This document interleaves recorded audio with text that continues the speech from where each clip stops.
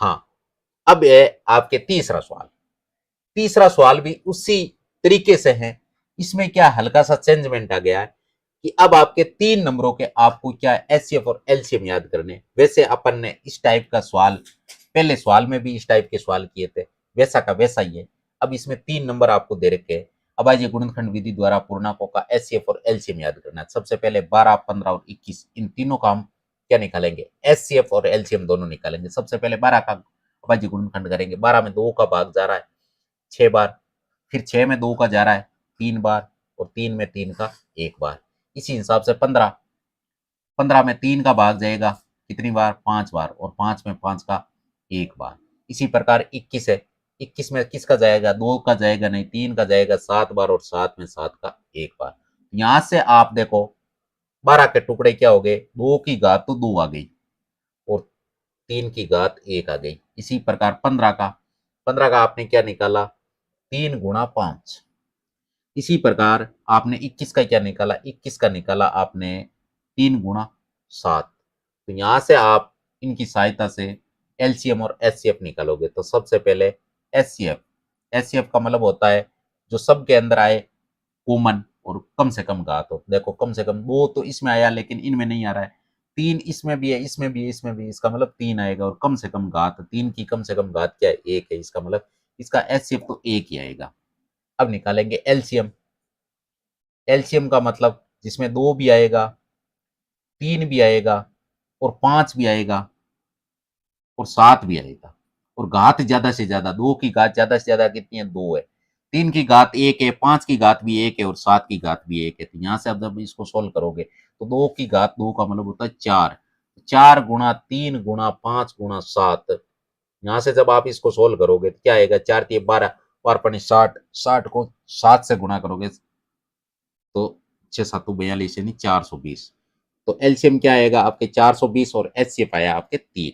यही आपको निकालना था। इसी प्रकार इसका दूसरा सवाल है। दूसरे सवाल में आप 17, 17, 23 और 29 का निकालोगे। और 17 और 23 और 29 ऐसे नंबर है, तीनों ही नंबर आपके अभाज्य है। तीनों ही नंबर क्या है, अभाज्य है। तीनों ही नंबर आपके अभाज्य है।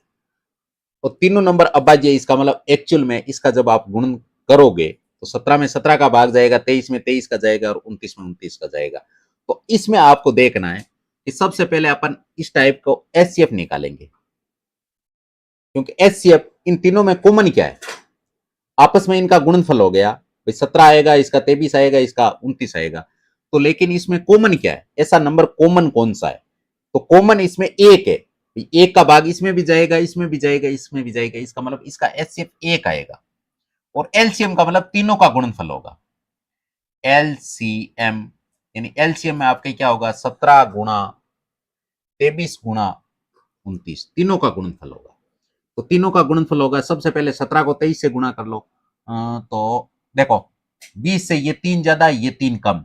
20 का स्कोर कितना होता है, 400। 400 में से 3 का स्कोर यानी कम कर लो। यहां से एक थ्योरम लग जाती है। मतलब क्या लगती है भाई, यहां पर देखो ये क्या है, यहां पर मैं एक बीच का नंबर मैंने 20 मान लिया। क्या मान लिया, 20। जैसे इसे त्रिशूल अप्रोच बोलते हैं, 20 मान लिया। तो ये 20 से 3 ज्यादा है।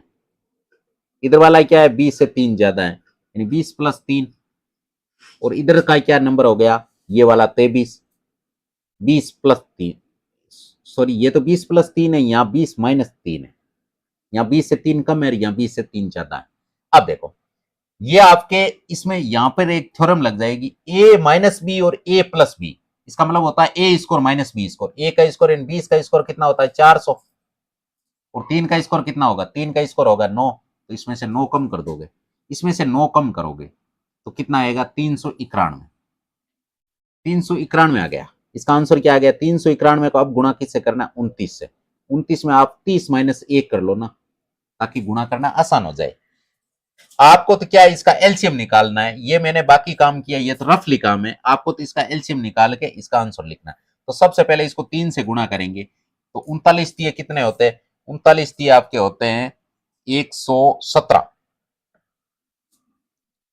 और 30 से गुणा किया, इसका मतलब 1117 हो जाएगा। फिर क्या करेंगे,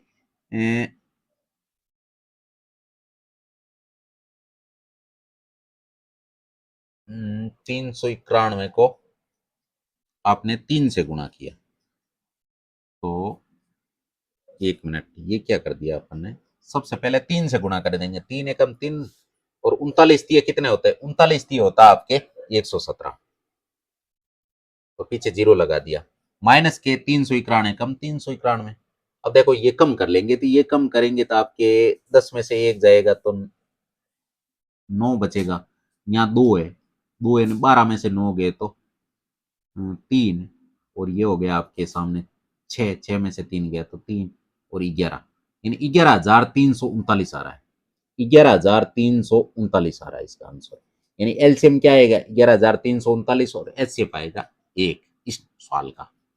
फिर है अगला सवाल। अगला सवाल है कि 8, 9 और 25 का आपको क्या निकालना है। अभाज्य गुणनखंड विधि से एलसीएम और एचसीएफ निकालना है। सबसे पहले 8 का निकालेंगे। 8 में 2 का भाग जा रहा है कितनी बार, 4 बार। 4 में 2 का भाग 2 बार, फिर जाएगा 2 का 1 बार। इसी प्रकार 9 में 3 का भाग 3 बार, 3, 1। यहाँ से 25 निकालेंगे इसी हिसाब से। 25 में 5 का भाग जाएगा 5 बार, और 5 में 5 का 1 बार। तीनों के अभाज्य गुणनखंड निकाल लिए। अब लिखेंगे 8 बराबर क्या लिख देंगे, 8 बराबर लिखेंगे 2 की घात 3। इसी प्रकार 9 बराबर लिखेंगे 3 की घात कितनी, 2। 3 2 बार आया। इसी प्रकार 25 में क्या लिख देंगे, 25 बराबर 5 की घात 2 बार। अब यहाँ से आप इसकी सहायता से निकालोगे एचसीएफ। एचसीएफ का मतलब सब में कॉमन कम से कम घात। तो इसमें कॉमन देखो 2 इसमें है लेकिन इसमें नहीं है, इसमें नहीं है। 5 इसमें है लेकिन इन दोनों में नहीं है। 3, तो ऐसा नंबर इनमें से कॉमन नहीं है। तो ऐसा अगर इस प्रकार की सिचुएशन बनती है तो उसका हमेशा एचसीएफ 1 होता है, क्योंकि एक सब में कॉमन होता है। तो एचसीएफ तो 1 आ गया। अब निकालेंगे एलसीएम। एलसीएम में क्या क्या आएगा, एलसीएम में 2 की घात 3 भी आएगा, 3 की घात 2 भी आएगा, और 5 की घात 2 भी आएगा। यहाँ से 2 की घात 3 का मतलब क्या होता है, 8 होता है। 3 की घात 2 का मतलब 9 होता है, और 5 की घात 2 का मतलब 25 होता है। तो 25 8 200, और 200 को 9 से गुणा करोगे तो यहाँ से आपको एलसीएम 1800 मिल जाएगा। एलसीएम क्या मिल जाएगा, 1800। एचसीएफ 1 आया, एलसीएम आपके 1800 मिल गया।